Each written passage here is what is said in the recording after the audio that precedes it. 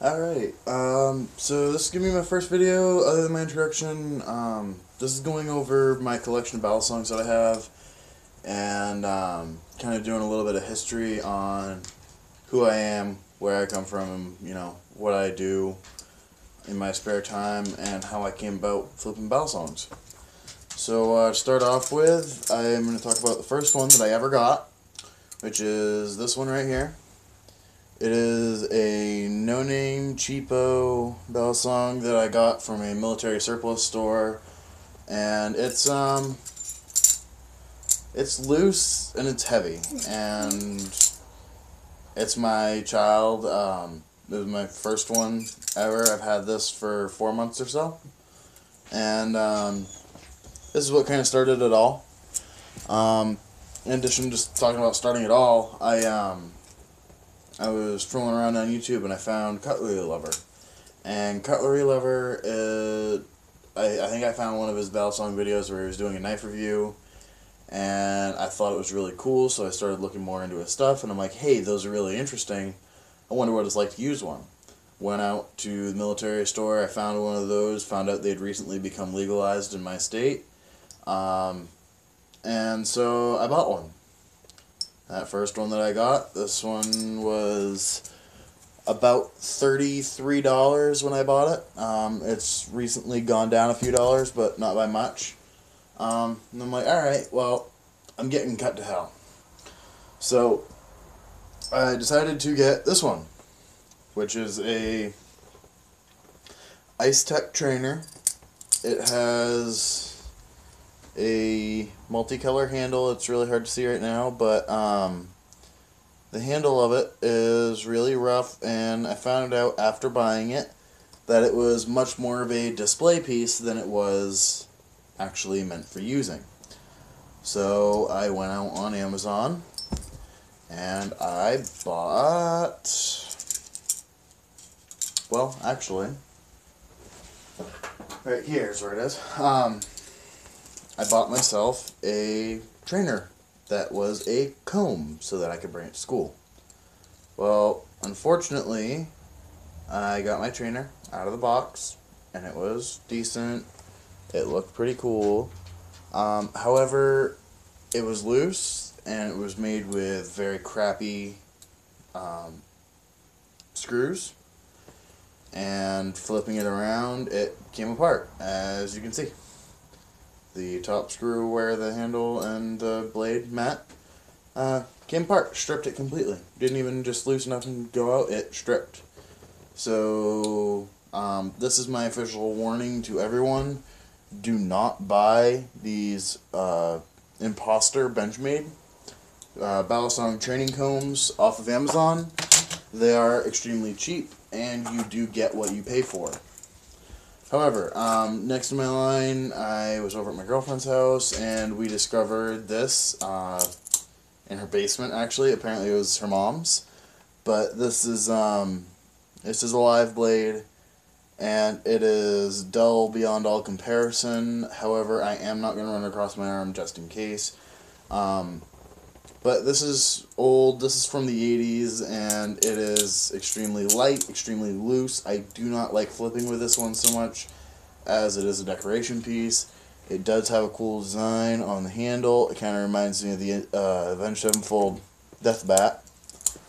And, so yeah, I said to myself, I was like, alright, well, I need another new good trainer that I can use consistently without tearing up my hands or being more for decoration.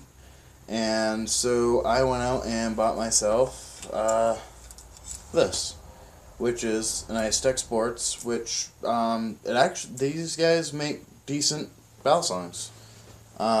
See the logo right on the back of the spine there, and this is, I believe, a replica of another kind of balisong handle.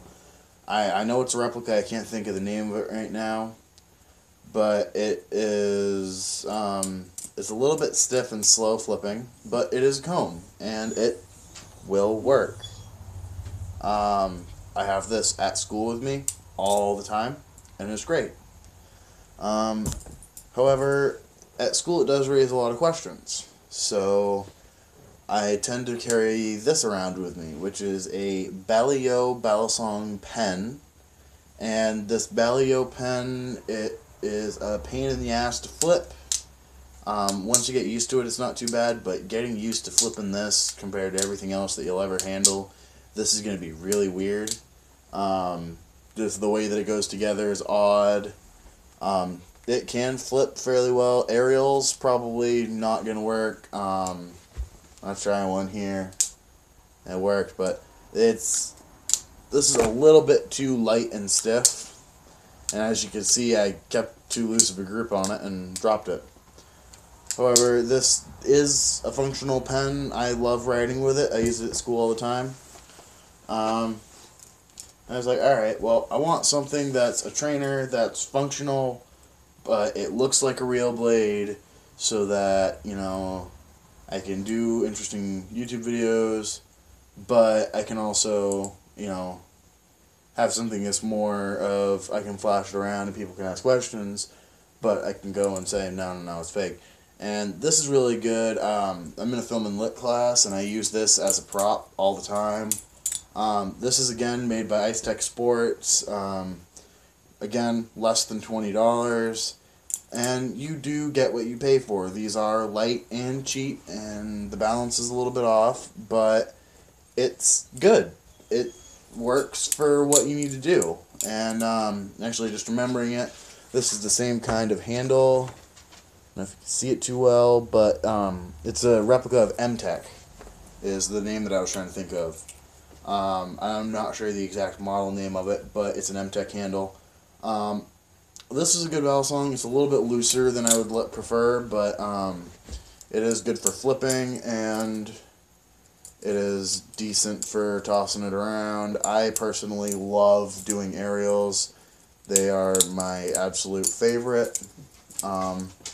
Just because anytime you can toss a knife in the air and catch it, it makes me happy. And this is my prized possession. This is a VE Power trainer with a spring latch safety on it, which is the only one that I have with a spring latch. And if I can get it to open here, but that's what the spring latch does. And it keeps it in place while you're flipping with it. This is the largest of all of them, which I really do enjoy. And this is modeled almost identically after a Model 42 Benchmade. And it's very smooth, easy flipping. You can see what it looks like opened here. It's the blade, you can tell, is dull even on video. I'm not going to cut anyone or myself. This is a very good blade, and overall it's a very good trainer. It's the handles are machined from one block. They're good screws up at the handles. It's a good spring, and it's actually surprisingly well weighted. So when taking it into consideration, this is about a $130 trainer when it's not on discount. I got it on discount for about $45. But still, this is, you get what you pay for, you pay more, you get better balisongs. That is just how it is. Another thing to say is that any time that you do come across screws like that, you should buy Loctite and keep them tight, because you don't want your stuff flying apart while you're flipping. It's no fun. However, I do not flip with this one as often. This is more of a showpiece. From riding around out in public, I might have it just if I want to show off a balisong without pulling out an actual blade. They are legal in my state. Legal to carry, legal to own. You can do pretty much whatever you want with a balisong. However, they do raise a lot of questions, and it makes people uncomfortable when you've got a live blade flying around. This is a live blade, and this is serrated on the back edge. I use this all the time. I have gutted deer with it. I have, cut twine, done everything with it. It great actually around a farm when you've only got one hand to get your knife out.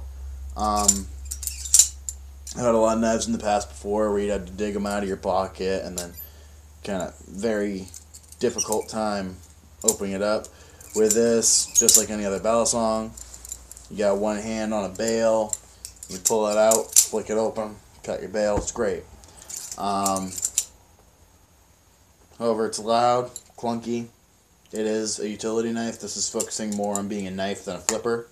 And a lot of them that you're going to get for cheap are going to be like that. Your best one's made for flipping, but the half-sharp blades are going to be Benchmade. But yeah, so that's a little bit of my history of what I own, and I'll see you again in another video.